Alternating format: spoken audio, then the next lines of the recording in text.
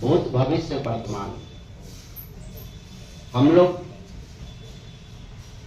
Lawyer नहीं है, हम लोग एक प्रैक्टिशनर है। और प्रैक्टिशनर केवल अपना पूरा फोकस प्रैक्टिस पे करता है।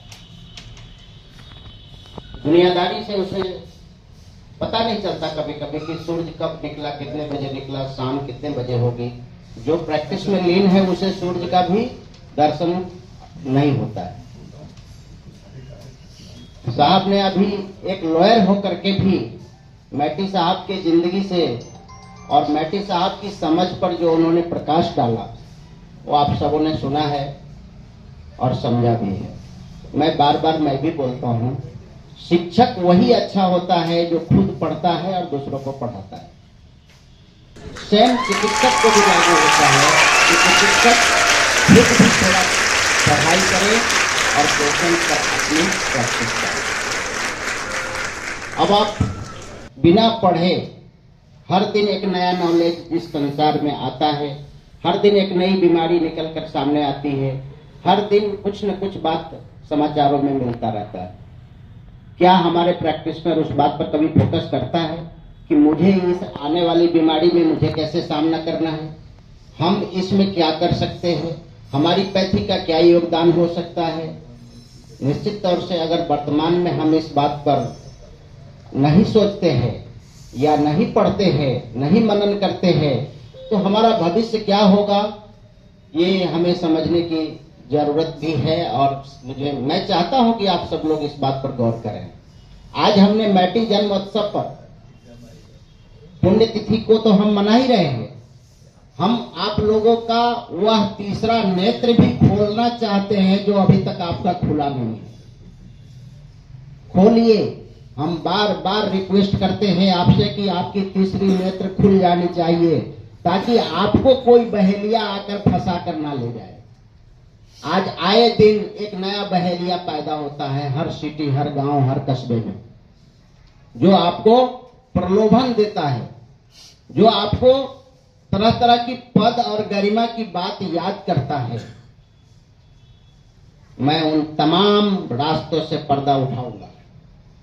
अभी तक 150-200 सालों तक 150-200 सालों से मैं आपको याद कराता हूं, जब NL सिन्हा साहब कानपुर में एक अच्छी प्रैक्टिस थी। ये बात ब्रिटिश गवर्नमेंट की सत्ता के टाइम का है और उनके काल में भी कैंसर बीमारी थी। कैंसर आज कोई नया नहीं पैदा हुआ है। कोरोना जो आके गई वो आज नया पैदा नहीं हुआ है। आप डिटॉल पर देखिए, कोरोना का जिक्र है, पहले से जिक्र है। जो होता है ऐसा नहीं कि जो कह रहा है मीडिया, जो लिख रहा है, मीडिया को जो जानकारी दी गई वो बाहर लाता है। मैं आपसे ये कहना चाहता हूं कि बहुत सारे ग्रंथों में, बहुत सारे में सब कुछ लिखा है। तो NL सिन्हा साहब उस समय जब इस पैथी में अपना बहुत महत्वपूर्ण कड़ी जोड़े, उनसे खुश होकर ब्रिटिश गवर्नमेंट ने उनको याहुल का खिताब प्रदान किया था। और उस समय जवाहरलाल नेहरू साहब ने कहा था कि आप इस सिस्टम को रिकॉग्नाइज कर दीजिए। उस समय आयुर्वेद भी रिकॉग्नाइज नहीं था, उस समय होम्योपैथी भी नहीं थी, अल्टरनेटिव का कोई सिस्टम नहीं था।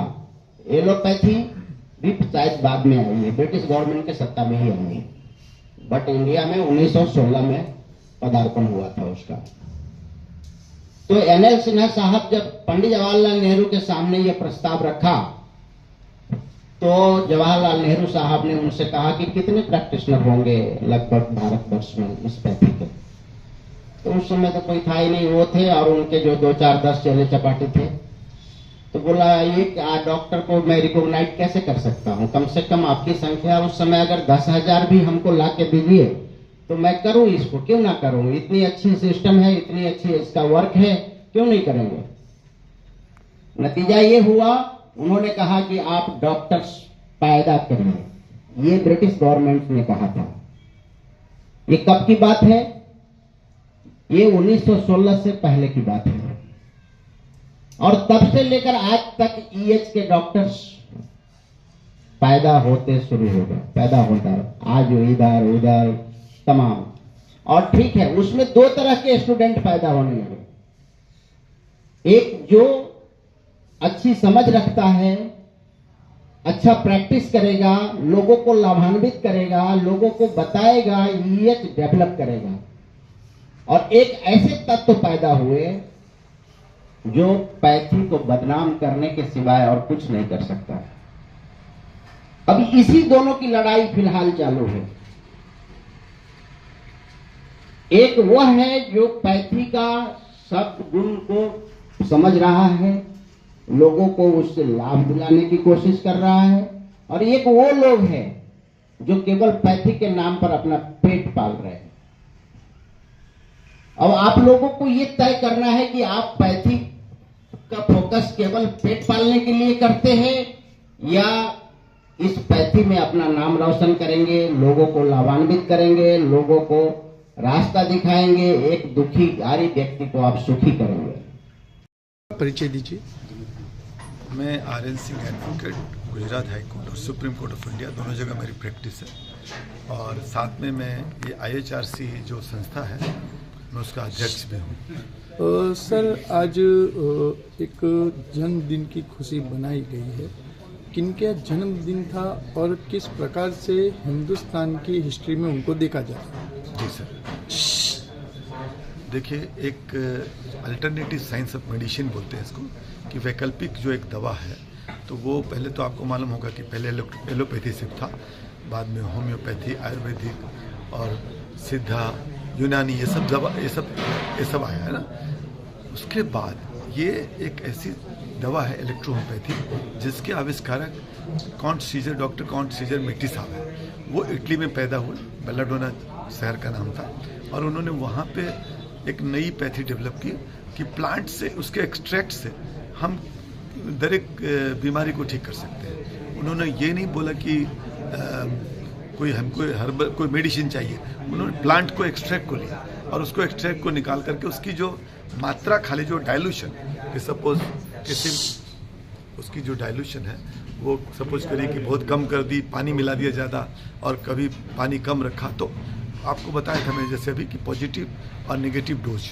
तो अगर आपकी बीमारी ज़्यादा है तो नेगेटिव मेडिसिन देते हैं, और आपकी बीमारी अगर कम, मतलब कोई सपोज कमी है बॉडी में, तो उसके लिए पॉजिटिव मेडिसिन देते हैं। हिंदुस्तान गवर्नमेंट के अंदर आप जो जिस पद पे हो उस पद की गरिमा और हिंदुस्तान में होम्योपैथी जो दवाई है उसको रेपुटेशन करने के लिए, उसको रजिस्टर करने के लिए आपने यहाँ पर कितने डॉक्टर आए हुए हैं होम्योपैथी के, तो आगे की रणनीति क्या हो? हाँ जी सर, एक्चुअली सर, इसके जो पहले से काफ़ी रिप्रेजेंटेशन था, बाद में उनको गवर्नमेंट को लगा कि काफ़ी डॉक्टर हो गए हैं, तो उन्होंने एक कमेटी बनाई, इसको बोलते हैं इंटर डिपार्टमेंटल कमेटी। इसको शॉर्ट फॉर्म में IDC बोलते हैं।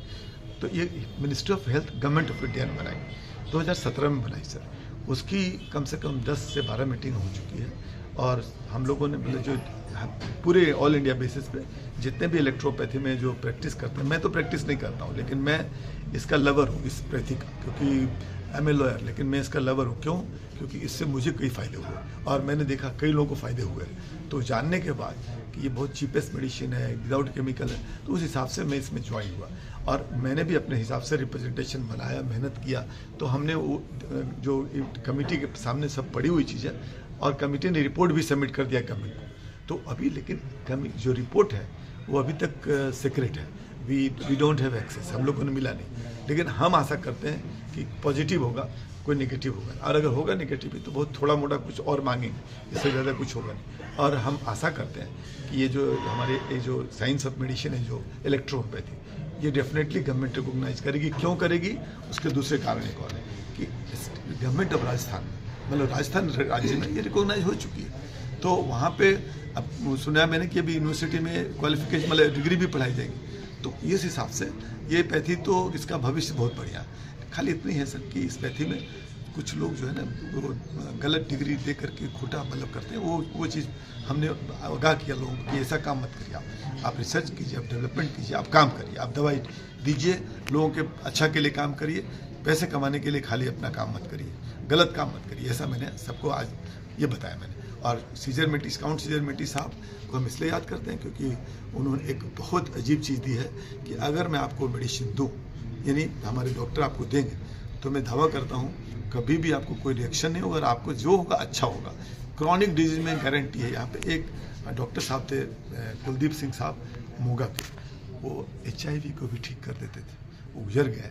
तो जब तक वो जीवित थे उनके पास 30-40 HIV पेशेंट थे, सब नेगेटिव हो गए। इतना पावरफुल मेडिसिन है। तो जब इतनी अच्छी मेडिसिन है, कैसा भी आपका किडनी का वो डायलिसिस तुरंत बंद हो जाता है। वो हमारे पास कई डॉक्टर यहाँ पे, ये लेडी भी हो जो बंद कर देती है, ये साहब है जो देते हैं तो बंद कर देते हैं। तो इतनी बड़ी बात, कितने रुपए खर्च करते हैं लोग डायलिसिस के लिए, और उसके बाद बचता कोई नहीं। यहाँ डायलिसिस बंद हो जाता है और हर्बल, एकदम प्योरली हर्बल है, प्लांट बेस्ड मेडिसिन। तो हम इससे आकर्षित होकर हम इस संस्था में जुड़े हैं। आपको फिर से बता दूं, मेरा और कोई प्रॉफिट मोटिव नहीं, मेरा सिर्फ चैरिटी है। इस संस्था को मैं टाइम देता हूँ, मुझे मेरा एक ही पर्पस है कि गरीबों तक ये दवा पहुँचे। बीजेपी